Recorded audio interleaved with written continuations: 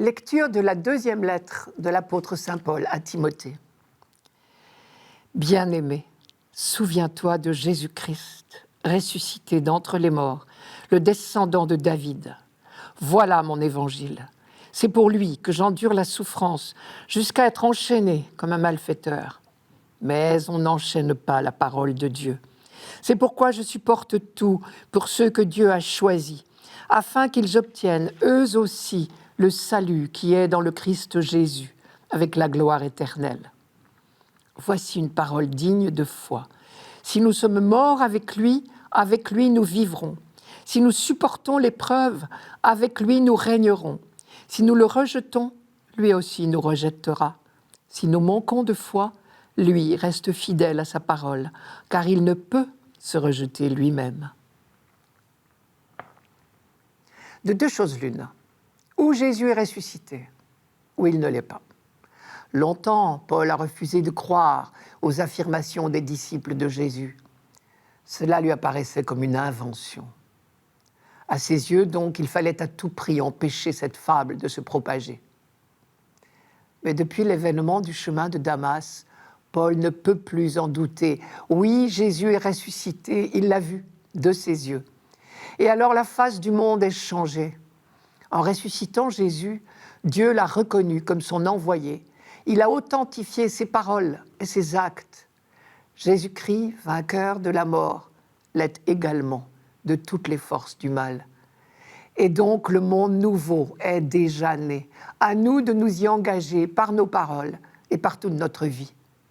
Avec le Christ, nous pouvons vaincre à notre tour les forces du mal. Paul va désormais consacrer toutes ses forces à annoncer l'Évangile. Et c'est bien à cette tâche qu'il convie Timothée, sans lui cacher qu'il rencontrera des oppositions. Tous ces dimanches-ci, nous lisons des extraits des 2 lettres à Timothée. Et plusieurs fois, on a bien senti un climat de conflit, sans que Paul précise clairement de quoi il s'agit. Mais à plusieurs reprises, il engage Timothée à garder courage, à combattre le beau combat de la foi.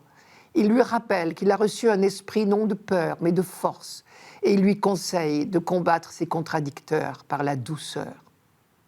La résurrection est donc le cœur de la foi chrétienne.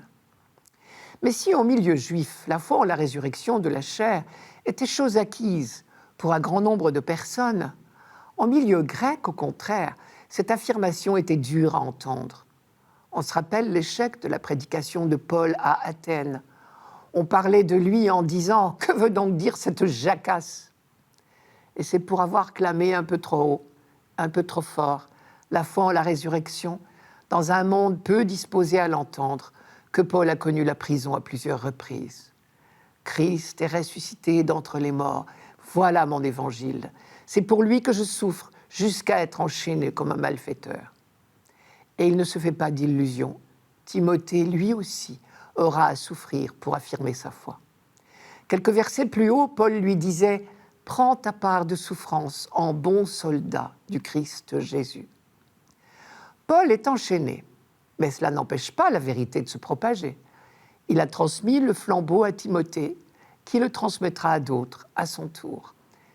Ailleurs, il lui dit « Ce que tu as appris de moi, confie-le à des hommes fidèles qui seront eux-mêmes capables de l'enseigner encore à d'autres. » On peut bien enchaîner un homme, on peut le forcer à se taire, mais on n'enchaîne pas la vérité. Tôt ou tard, elle brillera en pleine lumière. Paul dit « Je suis enchaîné comme un malfaiteur », mais la parole de Dieu n'est pas enchaînée. Jésus avait dit quelque chose d'analogue. Un jour où la foule l'acclamait parce qu'elle l'avait fugitivement reconnu comme le Messie, on lui avait dit « Fais taire ces gens !» Jésus avait répondu « S'ils se taisent, ce sont les pierres qui crieront. Rien n'empêchera la vérité d'éclater. » Les versets suivants de la lettre de Paul sont très probablement une hymne qu'on chantait pour les cérémonies de baptême. La formule « Voilà une parole digne de foi » introduit manifestement un texte qui était déjà bien connu. Si nous sommes morts avec lui nous vivrons. Si nous supportons l'épreuve avec lui nous régnerons. C'est le mystère du baptême, tel que Paul l'a développé dans la lettre aux Romains au chapitre 6. Par le baptême, nous avons été plongés dans la mort et la résurrection du Christ. Nous avons été greffés sur lui. Plus rien ne peut nous séparer de lui. Passion, mort et résurrection du Christ sont liés. C'est le même événement, celui qui a ouvert une ère nouvelle dans l'histoire de l'humanité. Enfin, les dernières phrases peuvent paraître contradictoires à première vue. Si nous le rejetons, lui aussi nous rejettera. Si nous manquons de foi, lui reste fidèle à sa parole, car il ne peut se rejeter lui-même. Ces derniers mots ne nous surprennent pas. Nous savons que fidélité, c'est le nom même de Dieu. Si nous manquons de foi, lui, il demeure toujours fidèle. Nous n'en doutons pas. Mais alors la phrase précédente vient-elle dire le contraire ? Si nous le rejetons, lui aussi nous rejettera. Non, ce qu'elle dit en fait, c'est notre liberté, que Dieu ne force jamais. Si nous le refusons sciemment, il ne nous contraint pas. Dans l'Évangile, quand il appelle quelqu'un, c'est toujours « si tu veux ». Mais il y a une différence entre le rejeter et manquer de foi. Le rejeter, c'est refuser sciemment son projet d'amour. Et lui nous aime assez pour respecter notre refus. C'est le sens de l'expression « lui aussi nous rejettera ». Mais manquer de foi, ce n'est pas refuser le projet, c'est l'accepter, mais avoir du mal à garder le cap. Heureusement, chaque fois que nous manquons de foi, lui reste fidèle à sa parole, car il ne peut se rejeter lui-même.